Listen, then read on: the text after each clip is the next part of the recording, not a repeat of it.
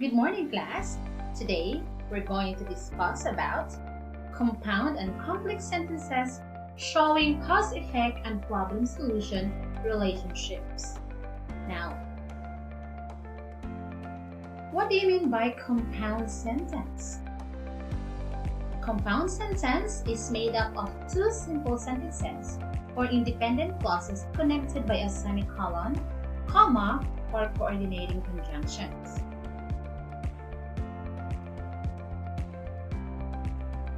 When you say independent clause, it is a simple sentence by itself.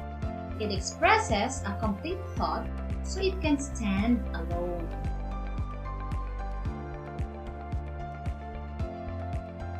Now let's have coordinating conjunctions. They're also known as fanboys. F stands for, A for and, N for nor, B for but, O for or, Y for yet, and S for so. These are some of the coordinating conjunctions. Now let's define. What do you mean by cause?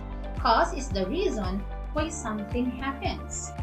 What do you mean by effect? It is the result when something happens. Problem is a concerned issue, and solution is the remedy to the issue. Now let's have example number 1 for compound sentence. Sinal went swimming. It was hot inside. Let's make this two independent clauses to become a compound sentence. Sinal went swimming. It was hot inside are independent clauses.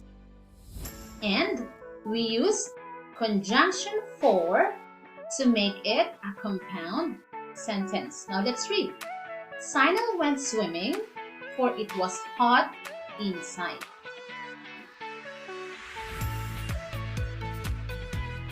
Let's show the cause and effect relationship with that sentence.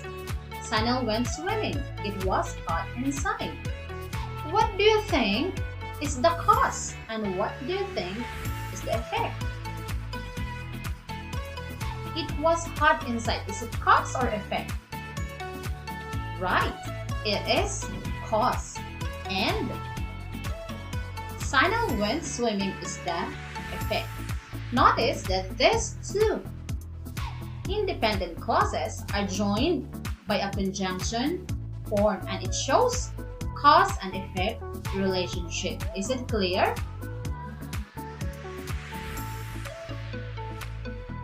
Let's have example number 2. For compound sentence, Marites is kind. She has a lot of friends. Marites is kind. She has a lot of friends are independent clause, and we use coordinating conjunctions so to make these two independent clauses or simple sentences become a compound sentence. Now let's show the cause and effect relationship with this sentence. Marites is kind. She has a lot of friends. Alright, what do you think is the cause? And what do you think is the effect? Marites is kind. Is it cause or effect? Correct. That is the cause. And she has a lot of friends. That is the effect. And again, we use coordinating conjunctions so to make these two independent clauses become a compound sentence. Is it clear? Now let's have another one. Ronald has back pain. He needs rest and medication. Ronald has back pain. He needs rest and medication are independent clauses. We use conjunction so to make these two independent clauses become a compound sentence. To show problem and solution relationship, let's have these main sentences. Ronald has back pain. He needs rest and medication. What do you think is the problem and what do you think is the solution? Ronald has back pain. Correct, that is the problem. And he needs rest and medication is the solution. These independent clauses are combined by a conjunction so that is the relationship of a compound sentence showing problem-solution relationship. Let's have another example. Coronavirus is deadly. We need to follow health protocols. Coronavirus is deadly, so we need to follow health protocols. Did you notice the changes in the sentence? Coronavirus is deadly, we need to follow health protocols are both independent clauses. We use conjunction so to make these independent clauses become a compound sentence. Now, let's take a look at the problem-solution relationship.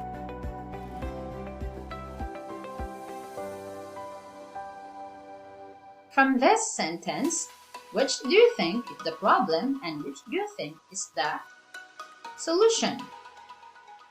Coronavirus is deadly. Correct, that is the problem and it is our problem nowadays. And the solution, we need to follow health protocols. And in this compound sentence, we use conjunction so. Now, let's proceed to complex sentence. A while ago, we discussed compound sentence and its problem-solution, cause-effect relationship. What is the difference between complex sentence and compound sentence? When you say complex sentence, it's made up of one dependent clause and one independent clause. A while ago, compound sentence is made up of two independent clauses. Independent clause meaning is a simple sentence by itself. It expresses a complete thought so it can stand alone. Dependent clause does not express a complete thought. It cannot stand alone. It depends on an independent clause to have a complete meaning or to make sense. Let's have an example. For student safety during this pandemic, DepEd implemented distance learning. What do you think is the dependent clause and what do you think is the independent clause? For student safety this pandemic, is it independent or dependent? Correct. That is dependent clause. Why? Because it does not have meaning at all. And DepEd implemented distance learning is the independent clause because it can stand alone. It has meaning. You can understand the sentence by itself. When we combine this dependent clause and this independent clause, we made a complex sentence. Let's have another example. Oh, let's find the problem-solution relationship with that sentence. For student safety this pandemic, DepEd implemented distance learning. Let's find out what is the problem and the solution. Alright, student safety is the problem. That is our problem now, our safety. And what do you think is the solution? DepEd implemented distance learning. That's why we are studying now in our houses. Let's take another example. Because they cut many trees, we need to plant more trees. Let's find out what is the dependent and independent clause. Because they cut many trees is the dependent clause. It doesn't have meaning. You will not understand it because they cut many trees. No meaning at all. we need to plant more trees is the independent clause. Why? Because it can stand alone. We can understand the sentence alone. We need to plant more trees. So, when we combine this independent clause and dependent clause, we made a complex sentence. Now, let's go to their problem-solution relationship. Because they cut many trees, we need to plant more trees. They cut many trees. What do you think? Is it the problem or the solution? Right, that is the problem. We need to plant more trees is the solution. Very good. Excellent. We have to remember, in writing compound sentences, to show cause-effect relationship, we use for and so. They are conjunction. For is for the cause and so is the effect. Connectors such as for this reason, that is why, so, therefore, for, and since can be used also to use cause and effect relationships. Remember that.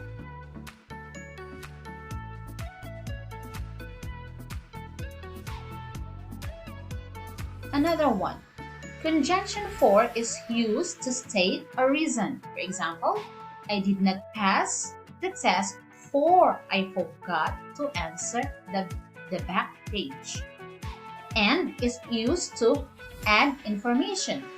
Example, I am a singer and I am also a dancer. So, it shows the consequence or result of something. Example, she had a toothache, so she went to the dentist.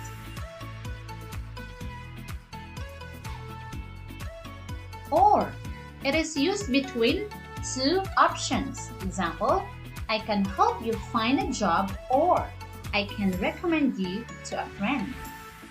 Nor means not even one. Do not be confused with or and nor. For example of nor, I have never been to Boracay, nor I have been to Batanes. This one, meaning they are negative. And this one, it shows option. Do not be confused. But state contradiction. Example, I want to shop in the new mall, but it is raining heavily outside. Yet is used to give contradiction like, but he was afraid to ride in a roller coaster, yet he tried. And that's all for today. I hope you learned something. Goodbye.